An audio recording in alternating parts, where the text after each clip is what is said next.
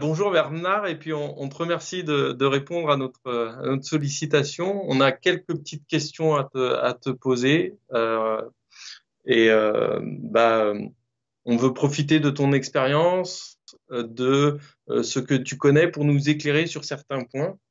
Vas-y, En fait, Elisabeth. est-ce que tu pourrais tout d'abord te présenter? Écoutez, merci déjà de votre invitation. Ça me fait très plaisir d'être avec vous et puis partager sur des sujets qui me sont chers. Euh, je m'appelle Bernard Becker. On s'est rencontrés en France à l'époque où je vivais encore à Paris. Moi, ça fait un peu plus d'une dizaine d'années que j'habite aux États-Unis, en Californie. Euh, je poursuis des études en psychologie des profondeurs, comme on dit aux États-Unis, ce qui est la psychologie jungienne et post-jungienne. Et là, je suis en train de terminer mon doctorat et je conduis des recherches à l'intersection de la psychologie jungienne, transpersonnelle et du chamanisme. Donc voilà, donc ça fait à peu près un peu plus d'une douzaine d'années que je m'intéresse à ces sujets-là et que je voyage dans différents endroits du monde pour travailler avec des guérisseurs, avec des approches chamaniques traditionnelles. D'accord. Voilà. Par rapport au chamanisme, est-ce que tu te considères chaman? Quel est ton lien aujourd'hui avec le chamanisme? Ouais. Alors, j'utilise pas ce mot pour me qualifier parce que c'est un mot qui au départ a été bon, c'est un mot occidental, hein, c'est un mot qui a été créé par un anthropologue au XXe siècle en parlant de guérisseurs de tribus sibériennes. Euh, je suis un praticien chamanique, je pratique des rituels et je propose à des gens des pratiques qui sont de l'ordre chamanique. Voilà. Je n'utilise pas ce mot pour me décrire moi, parce que je ne trouve pas que ça ait suffisamment de sens. Mais en tout cas, voilà, je pratique des rituels chamaniques. D'accord. Et alors, du coup, de par tes connaissances, euh, et par rapport à ce que tu sais, par exemple, du lien de flammes jumelles, parce que aujourd'hui, c'est des informations qu'on a de plus en plus, les âmes sœurs, les flammes jumelles, euh, et aussi tout cet éveil spirituel qu'on peut constater un petit peu partout dans le monde, dans la conscience humaine. Euh, Qu'est-ce que tu peux nous dire par rapport à tout ce qui concerne le recouvrement d'âme, le, le travail d'évolution de l'âme? Donc j'entends, il y a deux parties dans ta question. Il y a cette question par rapport à cette idée de flamme jumelle et puis l'idée du recouvrement d'âme. Donc en chamanisme traditionnel, on comprend la maladie sous deux formes assez simples. Soit il y a quelque chose qui est dans la personne, dans le corps énergétique, dans l'aspect spirituel, qui est là, qui ne devrait pas y être. Ou alors il y a quelque chose qui manque. Il y a quelque chose de l'ordre de la dissociation. Donc, euh, donc le recouvrement d'âme, c'est cette idée que quand on arrive sur Terre, euh, on n'arrive pas toujours dans des conditions optimales et donc on va rencontrer un certain nombre d'expériences qui sont plus ou moins traumatiques à des degrés qui sont divers. Et qu'il y a une forme de mécanisme de protection en fait, pour nous protéger, qui fait que pour nous protéger de la souffrance, il y a une partie de notre énergie vitale, une partie de notre âme qui peut se dissocier euh, de nous en fait et de cette expérience-là. Et ça démarre comme un phénomène, un processus de protection. Mais après, cette dissociation, pour la maintenir, elle a des coûts énergétiques et elle a des conséquences sur notre vie. Donc, quand les conditions de notre vie, parce qu'on a grandi, parce qu'on se retrouve dans des situations de plus revivre les mêmes expériences traumatiques, etc., sont réunies, à ce moment-là, on peut faire un travail de réintégration de notre énergie vitale, un travail de guérison de nos dissociations intérieures. Et donc ça, c'est dans la tradition chamanique, c'est cette idée du recouvrement d'âme, euh, et c'est pas genre tout ou rien, hein, c'est toujours des parties d'âme, des parties de nous qui demandent à revenir dans notre vie, qui sont prêtes et qui le souhaitent. Et donc il y a des rituels qui sont faits pour faire ça, pour faire revenir ces parties de nous et pour pouvoir les intégrer et les vivre. D'accord. Et par rapport aux flammes jumelles et à ce qu'on entend aujourd'hui, donc de cette notion de deux, D'une âme qui se serait voilà, d'une seule âme qui se dissociée, serait séparée, pour ouais, le coup, c'est pas séparée. dissociée, mais qui se serait séparée en deux et dont l'objectif est de se retrouver. Euh, de ce que tu en sais, est-ce que tu penses que faire du chamanisme, ça permet d'aider à ce que ces deux parties d'une seule et même âme se rejoignent? Alors, c'est intéressant comme question parce que au niveau des mots, il y a quelque chose qui, euh, qui est similaire dans cette idée de se recouvrer, enfin de se retrouver. Et à la fois, j'ai envie de faire vraiment la distinction parce que ça me semble de se passer à deux niveaux qui sont très différents. Euh, Il y a, il y a d'une part, qu'est-ce qui se passe de façon intrapersonnelle. C'est-à-dire que pour la personne, pour moi qui suis arrivé dans cette vie-là et dans ces expériences de dissociation pour déjà savoir qui je suis. Et, et donc ça, c'est une première chose. Après, la question des flammes jumelles, on en a parlé la dernière fois, quand c'est parlé par Skype, il y a cette image qu'avant notre naissance, dans un endroit qui est un peu plus mystérieux, il y aurait un lien d'âme entre des personnes, il y aurait un lien mystérieux entre certaines personnes et qu'on est appelé à se retrouver. Et donc après ça, on arrive dans l'espace interpersonnel, entre des personnes.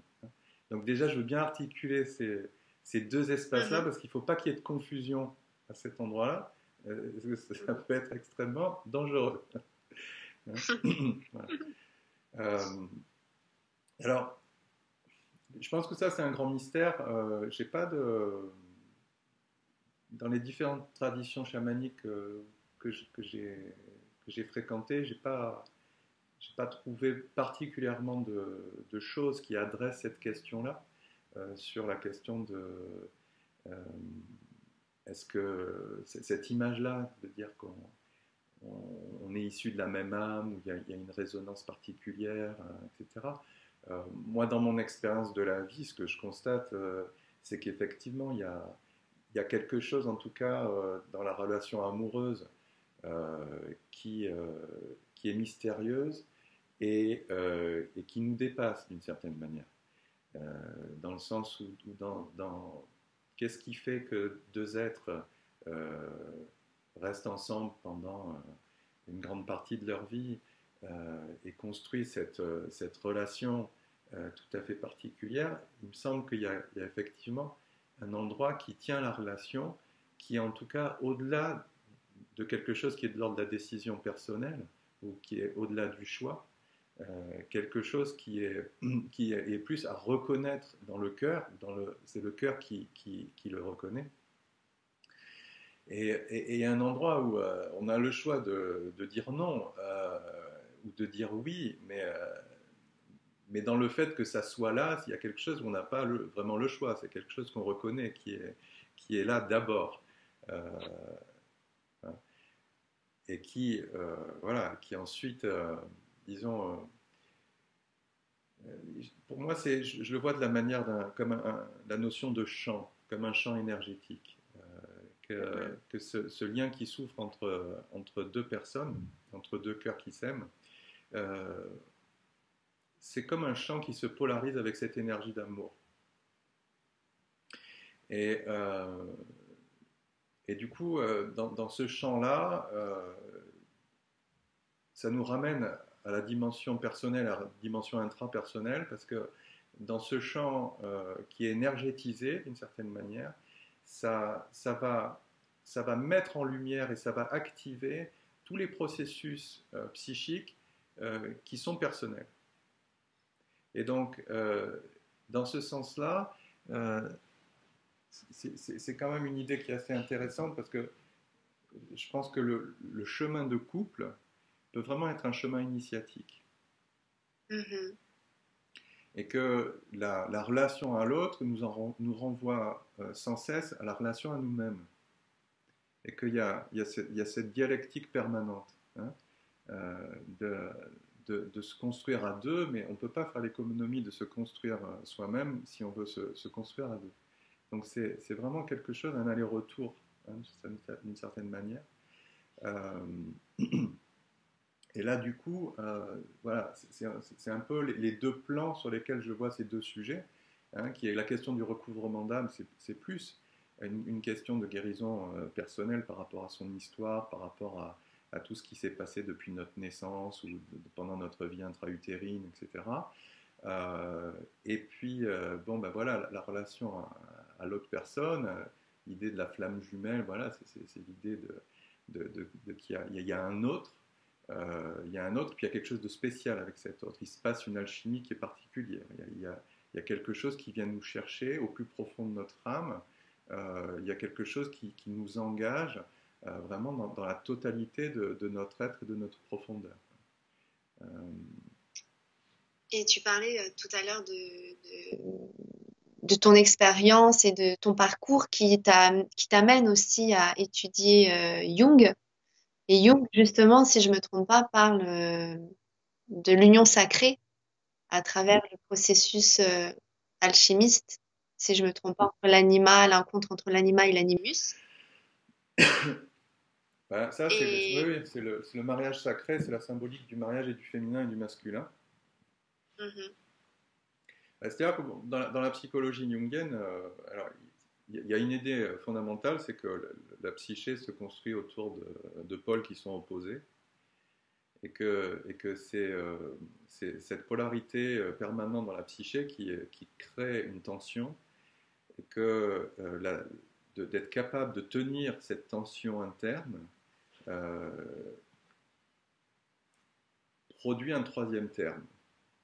Il y a toujours cette idée que de cette union des opposés, cette union des contraires, il y a un troisième terme qui naît.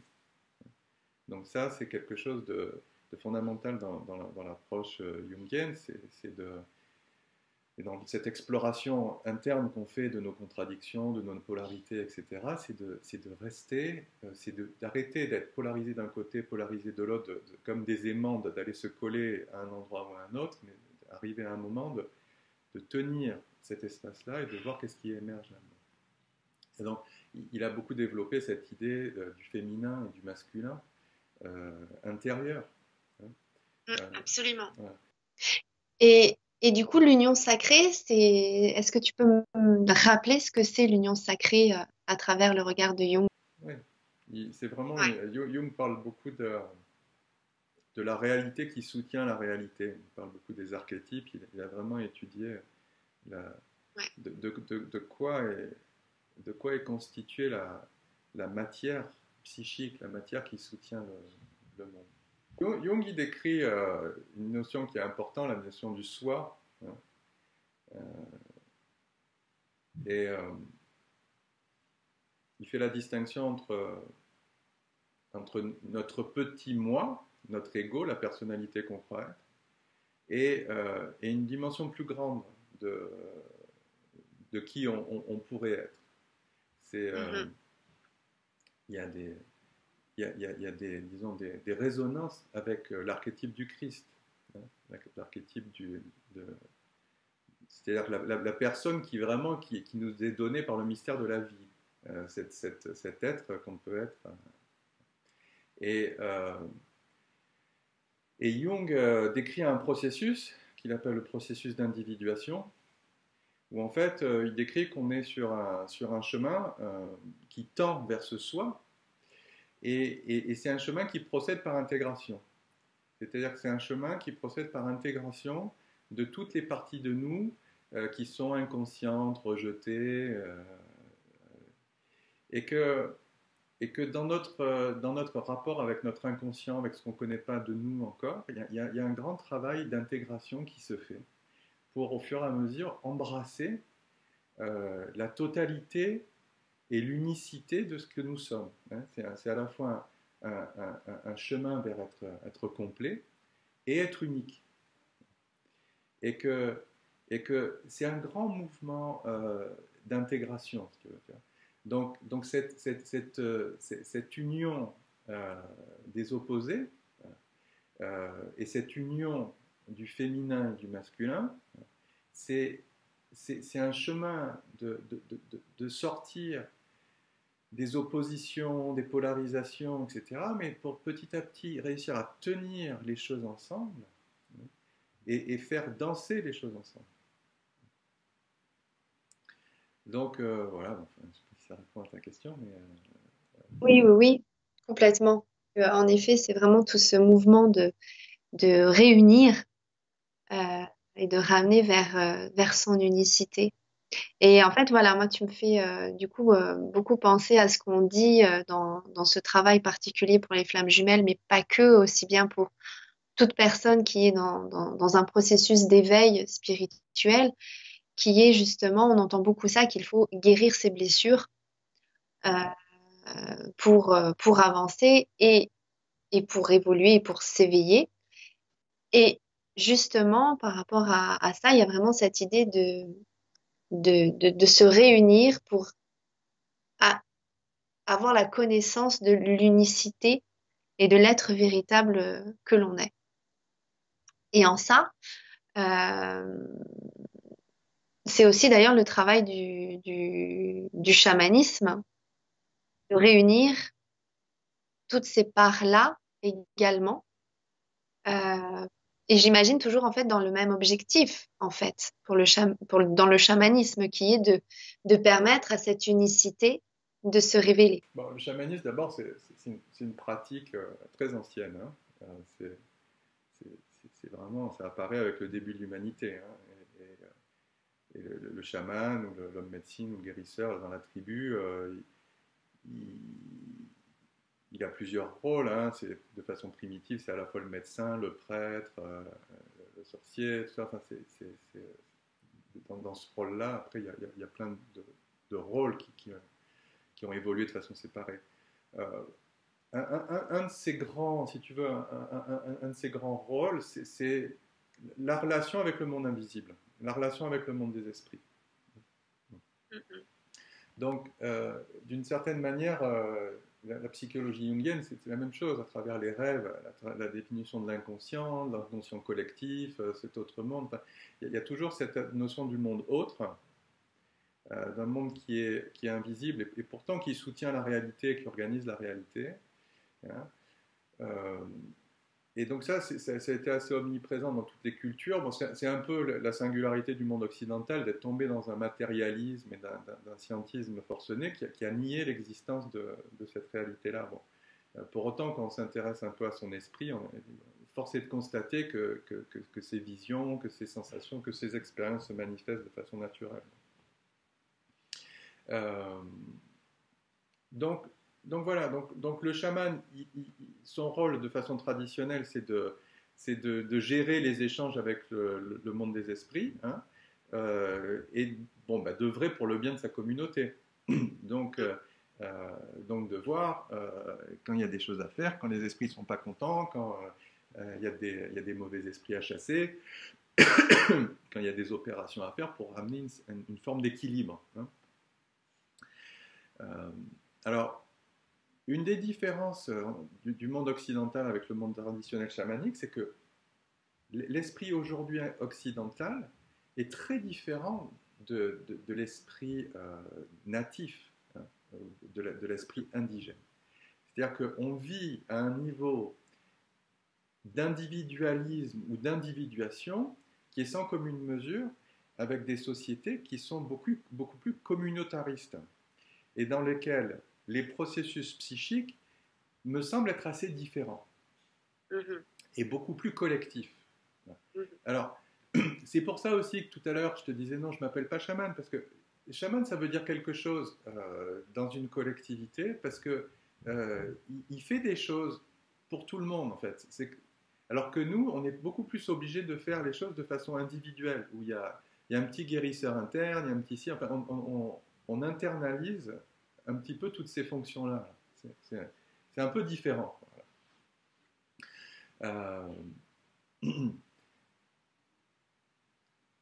La différence aussi, c'est que Jung, c'est-à-dire que dans l'esprit indigène, les gens vivent ce que Jung appelait la participation mystique. C'est-à-dire que ils n'ont pas perdu, enfin, c'est un peu romantique ce que je dis, mais dans cette idée de cette sagesse, tu vois, indienne, mais dans cette idée-là, il y a l'idée de rencontrer le sacré, le divin, à travers toutes les choses vivantes. Et de se souvenir que les arbres ont des esprits, que les rochers ont des esprits, que les rivières ont des esprits, que le vent te parle. Tu vois, et tu peux imaginer, enfin, tu peux essayer d'imaginer ce que c'est que de marcher à travers le monde dans cet esprit-là, en voyant ça, que c'est vraiment ton expérience, c'est pas juste une idée, tu vois. Non.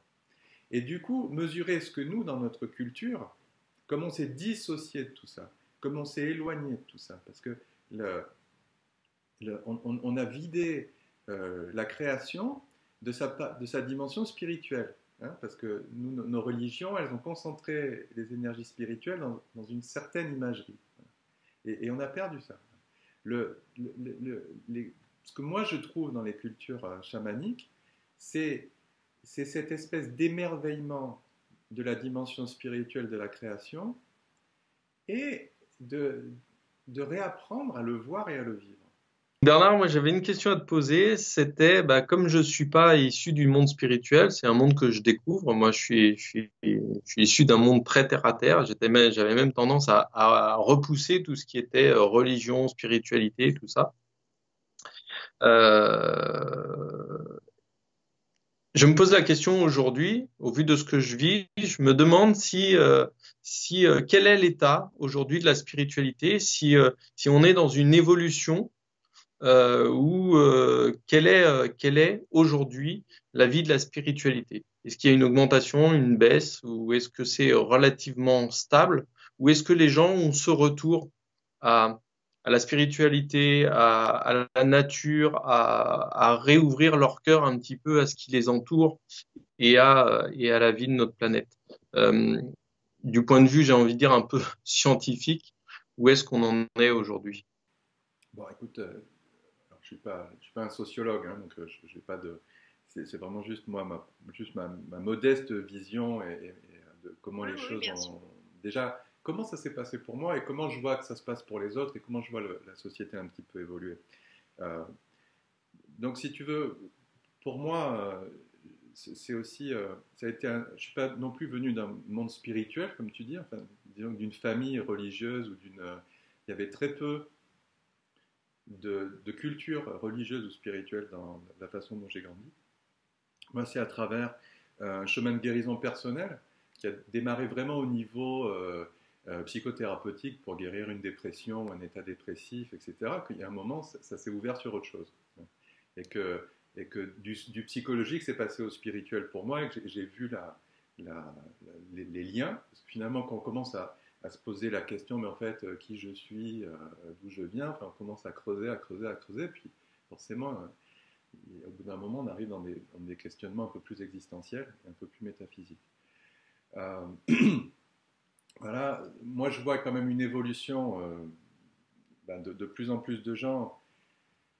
En tout cas, quand on regarde les chiffres du nombre de gens qui prennent des médicaments, des antidépresseurs, des anxiolytiques, des somnifères, etc., il y a quand même un consensus pour dire que notre monde moderne, technologique, etc., a quand même du mal à créer le bonheur et la paix intérieure chez les gens. Donc il y a visiblement notre mode de vie se traduit par des symptômes psychiatriques ou psychologiques. Donc il y a de plus en plus de gens qui ont besoin ou qui sont en questionnement, ou qui se demandent finalement, j'ai tout, j'ai la maison, j'ai la voiture, j'ai la télé, j'ai tout ça, puis je suis toujours pas heureux en fait.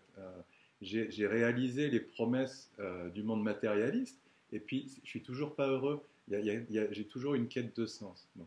Donc, donc, moi, je constate quand même que voilà, que les valeurs matérialistes, des consuméristes de notre monde conduisent des gens à ça, à ce questionnement.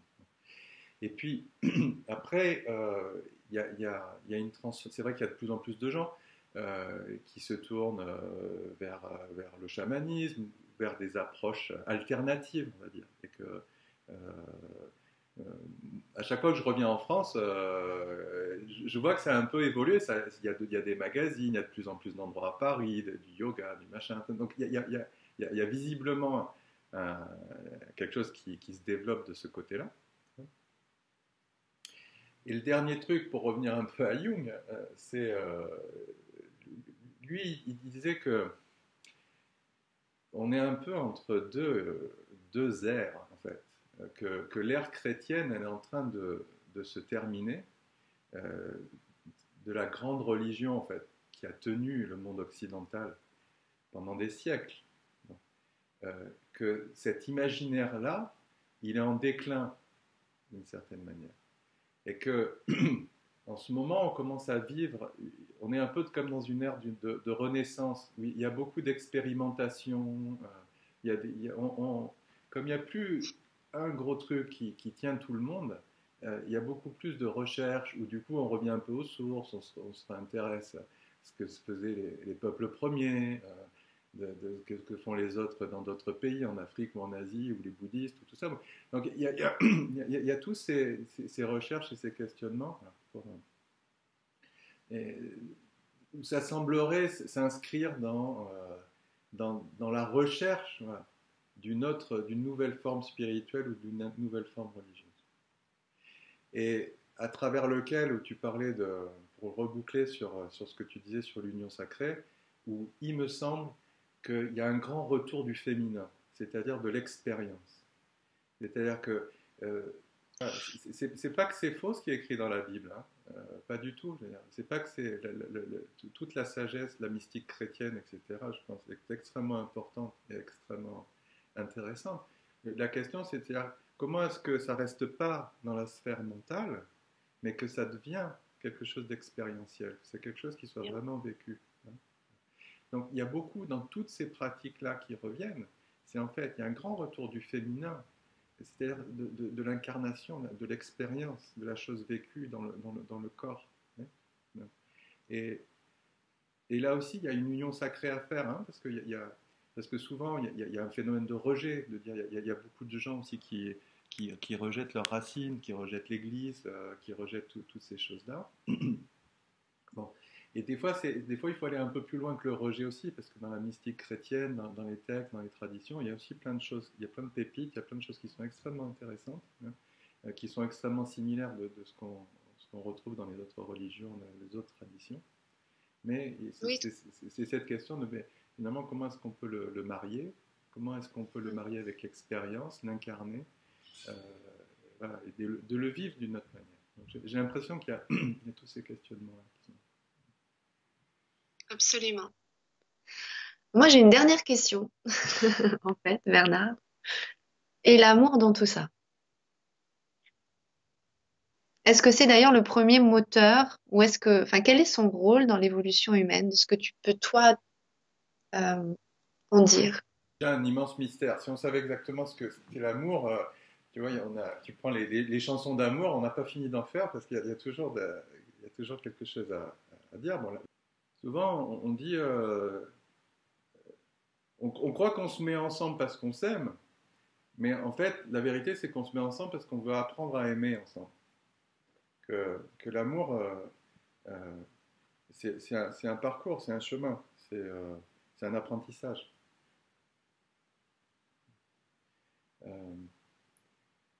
Il me semble que dans l'amour, il y a quelque chose de fluide et dynamique. C'est pas quelque chose qu'on peut prendre, enfermer dans une boîte et puis dire ça y est, j'ai conquéri l'amour. Oui, il n'y a pas de fin quelque part.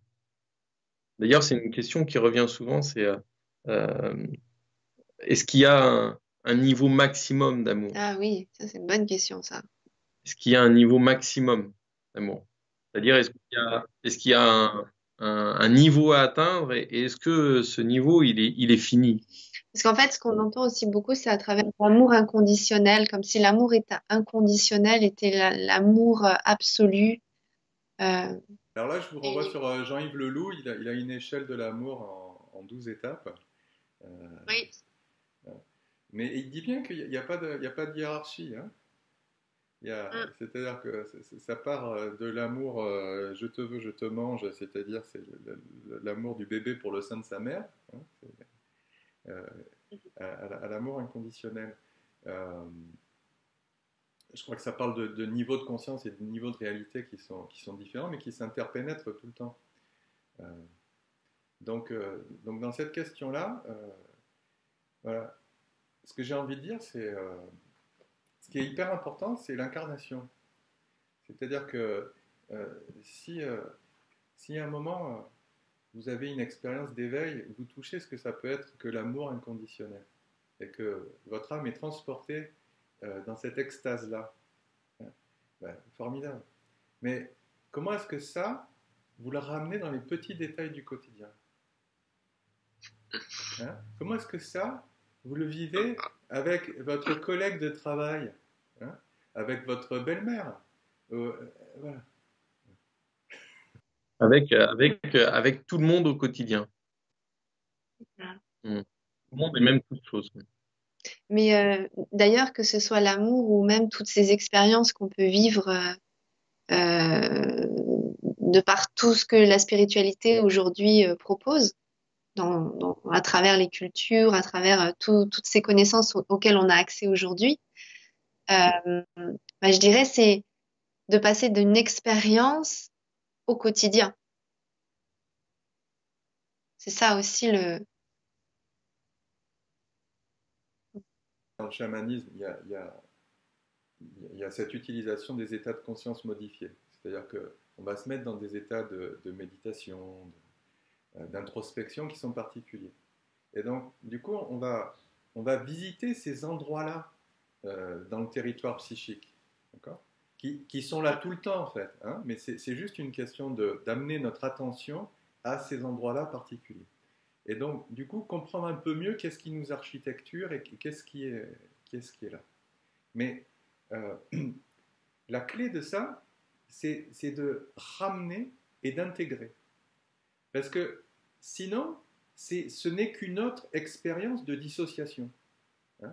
On peut rester dans ces hauteurs psychiques, mais ce n'est qu'une autre dissociation. Hein. Donc, c'est pas un chemin de guérison, enfin. C'est un chemin d'évitement. Et donc, du coup, on devient absent à sa propre vie parce qu'on est en train de flotter quelque part. Alors, il faut faire assez attention là, parce il y a beaucoup de charlatans et beaucoup de gourous qui vous amènent à avoir ces expériences-là. C'est pas très difficile. Hein. Mais, si ça produit rien dans votre vie, il faut se Mhm. poser des questions sur la Oui, méthode. c'est ouais, c'est vraiment l'étape Merci clé. pour cette précision. Parce qu'effectivement, Oui, ça peut être très important et aujourd'hui. très aidant, Ouais. en effet. Bah, écoute, Bernard, ça a été un échange comme la chance qu'on a d'en avoir avec toi, un échange extrêmement intéressant. Merci beaucoup d'avoir partagé ce moment avec nous. Merci à vous, c'est un grand plaisir. Oui, partagé. Merci. À bientôt. À Au bientôt. revoir.